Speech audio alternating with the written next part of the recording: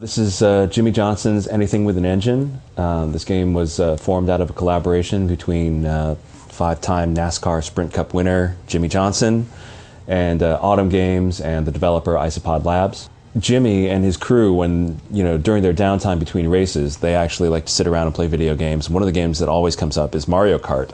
So he took that sensibility and wanted to age it up for a slightly older audience. And the developers took that idea and ran with it, creating this whole host of characters who drive these crazy, outlandish vehicles based on real-world objects like a lawnmower, a bomb casing, a golf cart, and a shopping cart, and set it in this mythologically huge amphitheater, which is dressed up with different environmental set designs.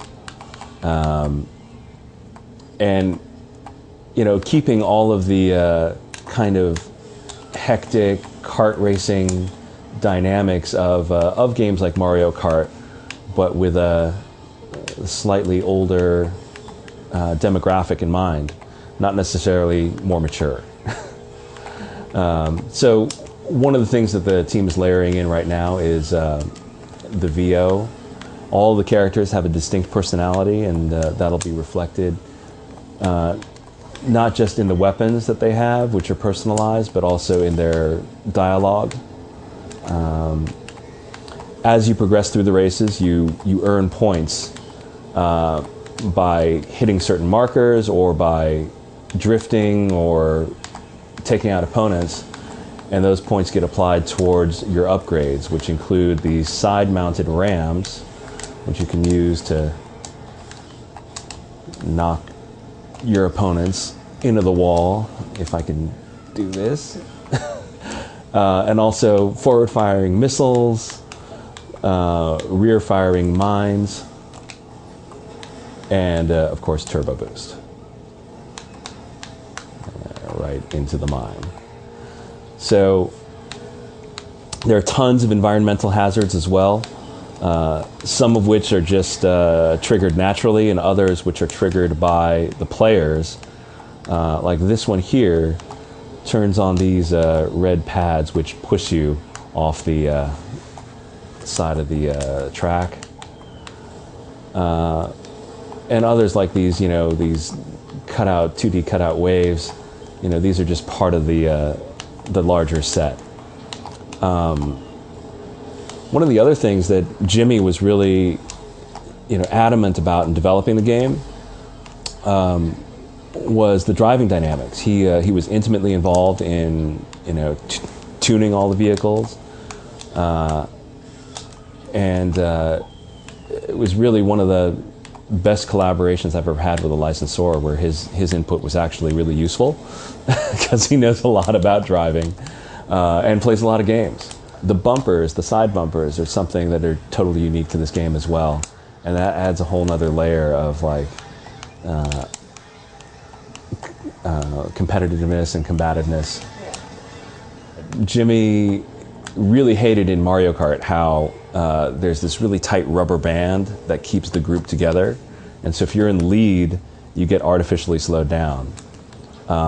And so rather than do that, the developers created shortcuts throughout all of the tracks, which will open up depending on your proximity to the lead. So if you're really far behind, you get a shortcut that opens up and help you catch up without the artificial speed boost and stuff like that. But it actually becomes a little bit more strategic. Sometimes it's better to be, back in the pack on the last lap, so you can get the shortcuts. But there's going to be a ton of different environments, different tracks, and in addition, and obviously lots of different racers as well. We're supporting the game with lots of DLC and different race modes as well. So in addition to regular standard races, we'll have other modes of racing, including one which is totally unique to this game, which is Matador mode. I'm going to switch it up here. And in Matador mode, we start two groups of racers going in opposite directions on the same track, which leads to total mayhem and lots of head-on collisions and stuff like that. This is a really tight track, lots of right angle and hairpin turns, and you can see like it becomes very combat focused as a result. One of the other things you'll notice is that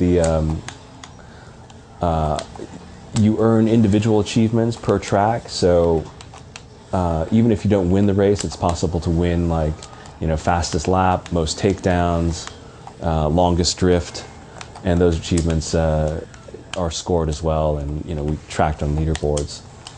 We're going to feature up to 8-player multiplayer online, as well as up to 4-player split screen and any combination thereof. So I think split screen is one of those features that gets left out of too many driving games these days, and we're really happy that we're able to get that going.